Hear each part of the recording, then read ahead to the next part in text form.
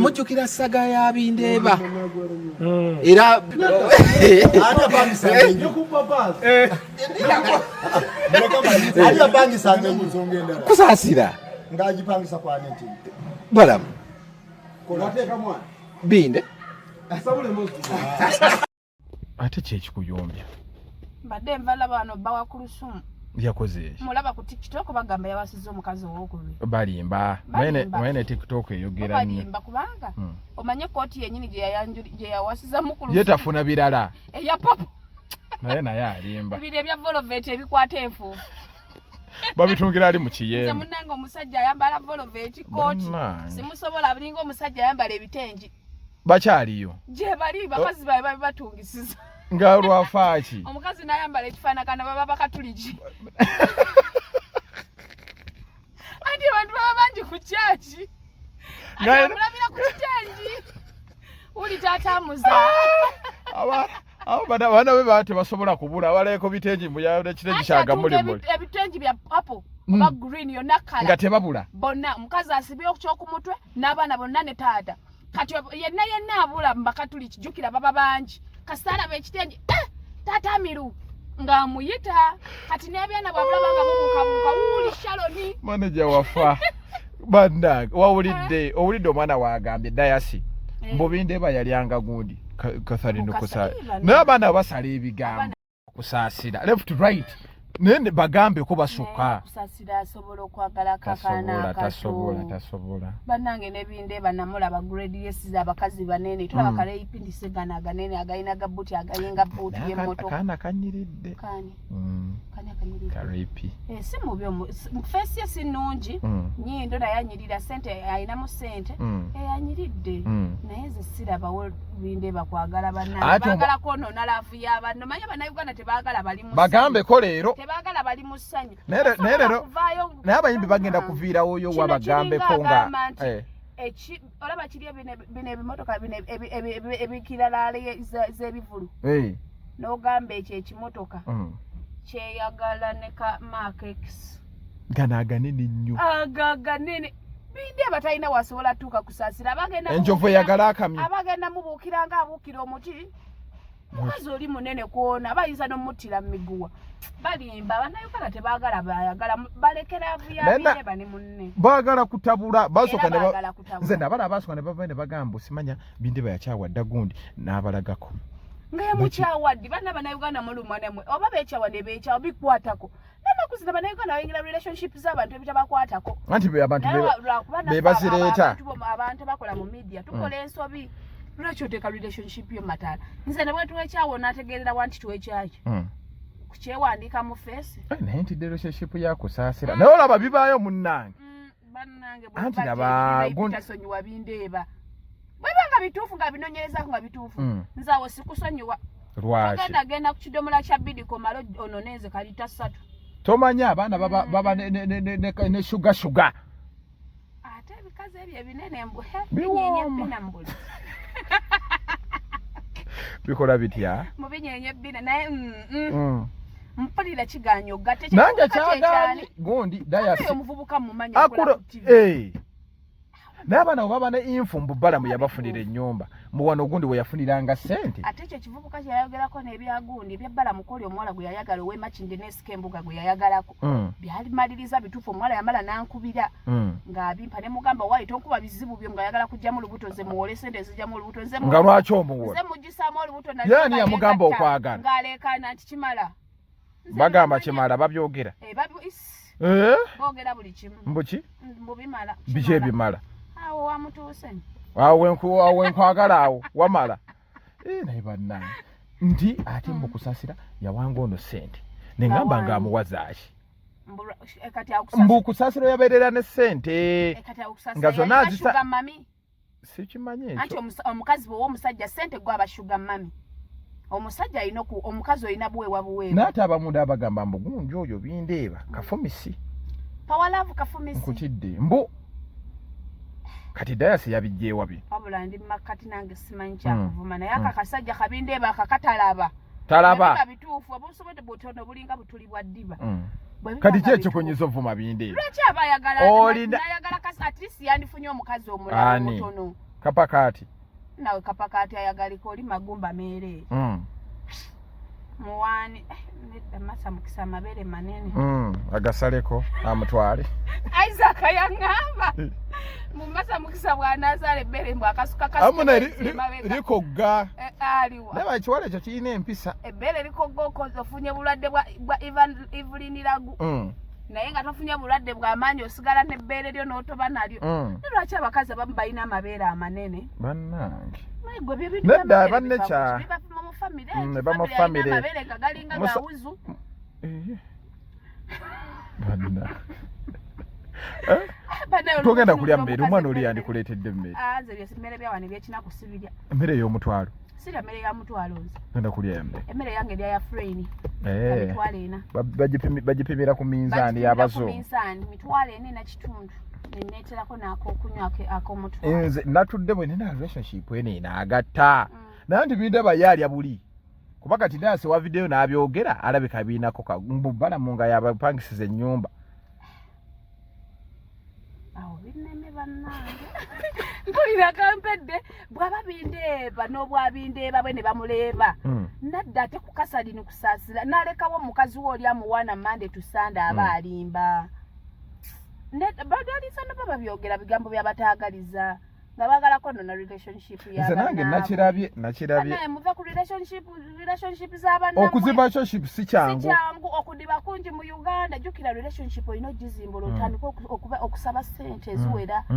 Kitegeera. Kati munnagizimbye ewezezza emyaka. N'otandika ogiyengerera. Okusaba ssente eziwera. Okitegeera. Kati ate ogiyingira atadde kuzira atafuna omupya atandika okwekoza mpaayo wano manti tosobola kusaba ssente empitirivu ng'oli mupya.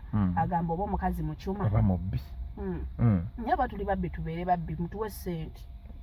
Bakiwandika mbu tuyita obbawo. Naate tola kusasira. Nga tampa bulungi ssente. Ngenda funa mpa ssente. Tolaba Kusasira yali awa Bindeba. Anti oli yali sugar mami. Kati emyaka gya rape muto beera sugar mami. Naye ate bw'aba ayagadde fresh kid obwo obwana obuto ng'akaana bakakava mu ssomero. Buno bugunde. Abalina okukateekamu. Bugulu radio official. Buli ya mu voice obwo. Ya mu voice alabika mukulu. Kana akalenza akakazaala naye nako kakulu olaba kazi w'amazzi ne kazaala. Ka Victor Luz. Yaninowuni. Anino mutanaza. Kati rape nayagala ninoni rape ya kimukakatako okuwani anoni sente kuba oli abamuto kuyiye ne rape musimu okulu ku Bindeba bali mu size obona alizo bali mu 27 oli 3 kitegeeza Bindeba mukulu ku mukyala n'ebisajja bye Uganda bwe biba bituufu takitamuddira lwaki nze sisobola kuddira musakazi sajja bw'atyo. Kati obo yagala kwagala bikazi binene bunzi size obuzibu obwo bwakwagala mukazi munene kakalini. Obuzibu bwange mukazi munene sisobola banga nkuumye figa nendya kitono omubiri gwange ne gubeera kwala ne weerumya gwe n'oyagala omukazi alinga bidiko. Bwe kiba kituufu tamuddira naye bwe biba bifu mulekerawo kwonoona relationship z'abannammwe. Kimala kizibu gozimba relationship si kyangu. Era abasajja bali eyo bw'oba munno omulina mubawe ne ku mmotoka. Bana enalabyo gundi Spice Diana ng'atadde ebifaananyi bya Evelyn Lagu. Bali Bulaka n'amuyingira n'amugamba ayagala nnyo amataala akisussizza. Naye nze side eno zonna ngenda baside bbiri. Spice oyo ayamba nnyo era nze kyenayagadde yataddeyo ebifaananyi bano abatagala kuwaayo muyambi abafirimu bamuyambye eki n'ateekako n'ennamba y'essimu. Kati Spice bw'avaayo n'alaga Evelyn Lagu wadde afaanana nga Ashwenezide mulwadde naye bw'avaayo n'ayamba ye ayambye n'okuyamba gwali mu mucriticizing oyambi owaddeyo ki kyowaddeyo kuleekaana naye bw'aba amuyambye n'amupostinga osobola okufuna ekisanoga kambaweeyo omutwalo okitegeera. Kati mwawadde mwagala amuyambire emabega atuuke nga buli kimu Spice yakyetika. Spice yazaala Eva Lagu abiringiragu Eva Lagu byonna Evelyn Eve yamuzaala si yamuzaala yayambye buyambi nabano bazannya nabo firimu bamuwadde olaba bino simanyi nalaba wano ku Mother's Day bakwata bamaama baabwe ne babatwala ku KFC ne babagulira emikoko z'emitwalo 2 ekitunu n'alyoka amusinapinga bwamutambuza bwamuzzeeno maama kwata ku nkoko giwanikireko waggulu sooka onyweko kasoda bakakasenti nkulese out yo nanzisa amasimu tomuvuma muleka bananga atemanyira abantu bamama bamwe ababazaala babatwala ku KFC ne babasa ebifaananyi spoiling my mother bamutadde mu filute enkanyanya zonna zigize sibe bamu bamama babeyerusa ne kunyuma naye kati Spice bw'aba yavuddeyo n'ayamba Eva Lagu naye posting ekifaananyi Evelyn Lagu era byebimu ate si Evelyn Lagu Lagu kati Evelyn Lagu kale bw'aba yavuddeyo Kozi Lagu yali ani bawe Omusudani kale bw'aba yavuddeyo n'amupostinga ekitegeeza aleeta awareness mu community ayina kyalina asobola oyamba ani mutima mulungi mulekerawo n'okumanyira Spice gundi akirekerawo takiddamu akirekerawo ate nammwe abayamba kati nammwe bw'oba osazeewo okuyamba muntu ate temupostinga nnyo tulaga nti muyambi ekimala gwokomyawo yabadde era alina omupostinga afuna obuyambi gwe Eva Lagu lwakuba jasi embeera ye nti afaanana bubi bayandi mutaddeko kapingu mu feesi tobumanyi kino ekigundi ekinene waliwo emoji nedda nno abantu beetane balaba ku mulwadde amaso g'omuganda gali mu ngalo anti gali mu ngalo naye olinza olaga omulwadde nga taleta qualifying alagibwa public aliwo qualifying mulwadde nnyo Eva Lagu Eva kyekiruma Evelyn katusaba atereere naye si byangu yaddugala Eva yalina ebbeere Eva yalina eriiso bannange katumusabire inshallah Ronald Mayinja gakusanzewo amawulire gakusiga Ronald gansanze waka nga neerabira lwadda muhani baana bamwogeredde ebigambo bwagenze tadda neŋŋamba ng'ayinza obutadde era ajja kudda Ronald Mayinja kati ekimutawaanya mu byonna ekibi kimutawaanya yavaayo alaga wa people power amalawo NRM amala NRM emusuula naye people power mukolima buyaana bubuyaanyi ng'omukazi azagala okuzaala naye nga tannatuuka kati wuuyo bamukomerera eno naye yagambye akomawo Mayinja yali muntu ategeera naye bwe yayingira ebya politics ate bwe yali eri bwe yakkutta ennyo nze nabagamba okulya tekulina buzibu naye bw'okutta ennyo ate tobejjagalira mu bantu oyinza okusesema entula oyinza okumaliriza ng'osesemye mukene waliwo omukazi yasesema ku booda emboga banemba omusajja wa booda yayomba yali ayagala aseseme ki ate siyandisesemye enkoko oba empuuta naye emboga y'ebbiri anti ekifaza omugagga kusesema ntula naye Ronald Mayinja bamulekera yagambye nalabika vidiyo ng'agamba yagenze kweyiya akomawo kulaba ku baana kulaba ku mukyala we gwe mwali mu bisenti naye baana babuloga okimanyi nti bagenze newowe babuloga ne bakebera ennyumba yabalabudde aga poliisi mukikomye era bakikomye baisonyiwe bannaabwe lwaki bagenda ne bakwata ennyumba ye lwaki naye balyose ne bagikwata ebbanga Ronald Mayinja lyakoledde akyazimba n'ennyumba ripeya ennyumba ebale temugwana ennyumba nene eri munyonyo ezo ennyumba zisaana ffe abatandika ekintu kino njagala nfuneyo sugar daddy angulire ennyumba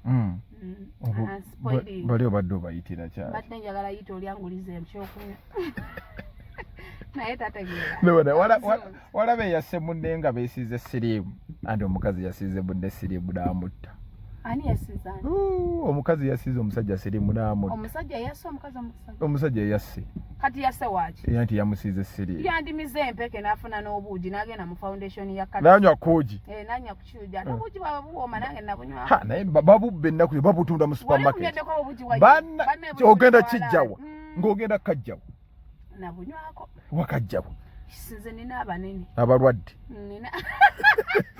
ate abalwadde baba banene ati abanene abalwadde ninayo omusawo oyo mu ttaso abubbayo abubbayo yeetaaga okusiba alina ne famasi era eddagala lya siriimu naye alitunda mu famasi bana etumalirize n'olutalo lwa vinkane gundi bafaaki Irene Ntale Irene Ntale obuzibu oli yali manager w'ono kati ate ono ne baagala naye omufuula sita ate ebiseera ebisinga abayimbi tayagala bana sita ku sita tebabyagala abaagala gwenno bakadeyideyiwe kati ona baze nesalawo oyingira music industry olinza okulaba abantu we bankyawo olwedde bankooye nti sirina mukwano mbo sirina mukwano mungulira mafuta gwe ati balabanga relationship nga Irene yalaba ngo nagenda tuuka amusukkeko kwekozesa kati Irene yanyiiga bagamba ne bagundi babosi babusibangu baana b'omuswangiza munnange abaswangiza obuzibu bwabumanyi lwaki abayimbi babagaana okukula ne beeyongerayo bwe bafuna omuyimbi omupya bamutijjisa ono omukadde bamuneglectinga